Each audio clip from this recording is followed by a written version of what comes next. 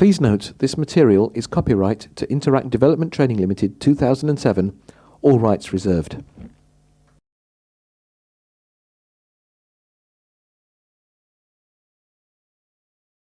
Welcome to this Introduction to Multi-Protocol Label Switching, MPLS. At the end of this tutorial is a short online test which we invite you to take to see how much you've learnt.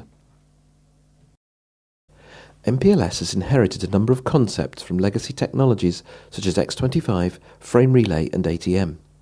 All these technologies worked by adding one or more flow labels to the packet header.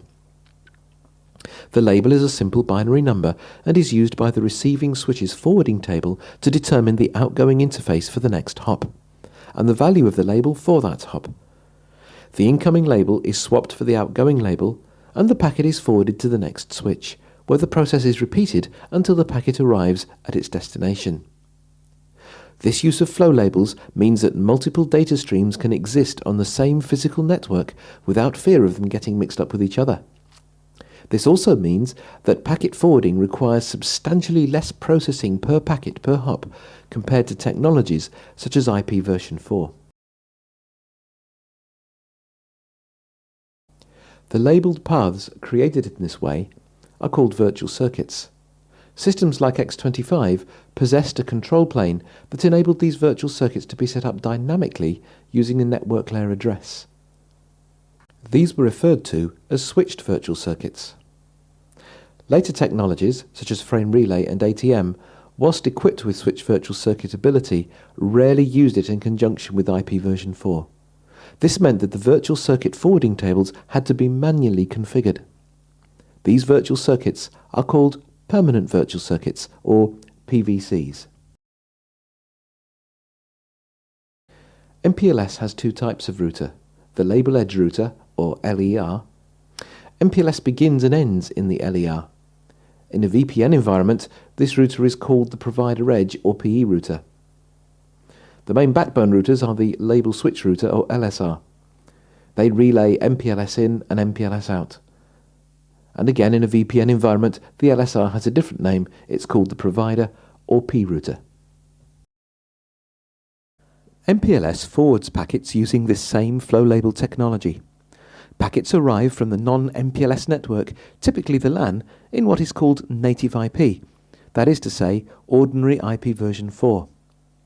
At the label edge router, a lookup table called the forwarding equivalence class, or FEC, matches or binds a label to an IP prefix or destination IP address at the distant end.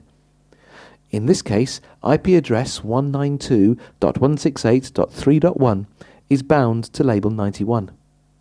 This results in an MPLS label with a value of 91 being pushed onto the packet.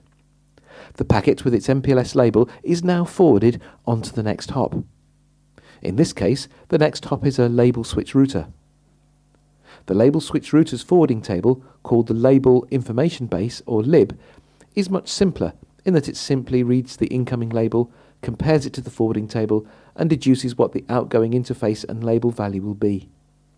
In this case, label 91 is swapped for a value of 72, and the packet forwarded on interface HS0/3.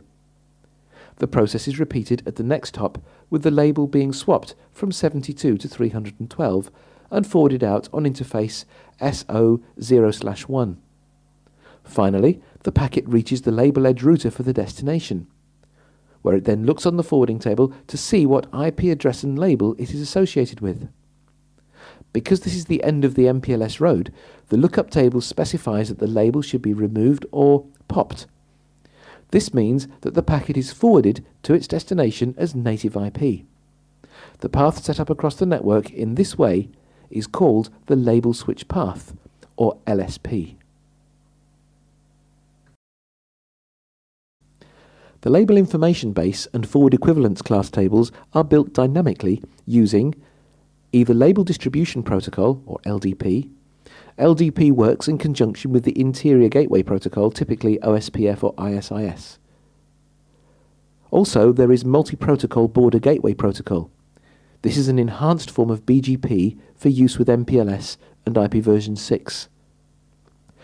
Resource Reservation Protocol with traffic engineering is a modified form of RSVP, also for use with MPLS label distribution. However, in this context, RSVP is not quite so commonly used. Label distribution has two modes of operation commonly used: ordered control with downstream on demand, and independent control with downstream unsolicited.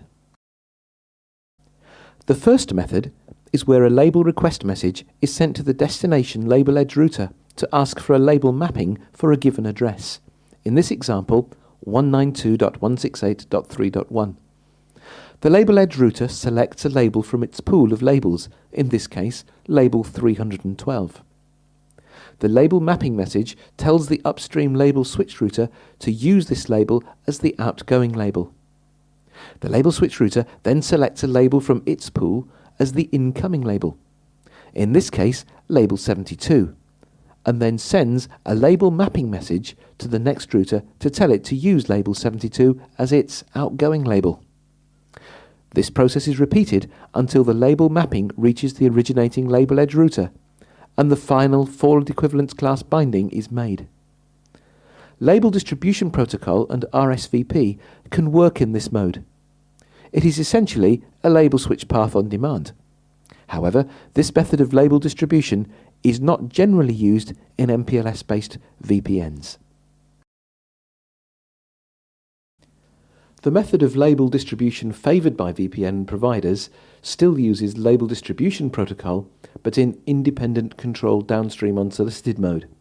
Here, the Label Distribution Protocol has to work with the interior gateway protocols such as OSPF. When the route to 192.168.3.1 is learned by the local label edge router, the IGP updates the neighbouring routers. At the same time, LDP allocates and maps the label to use.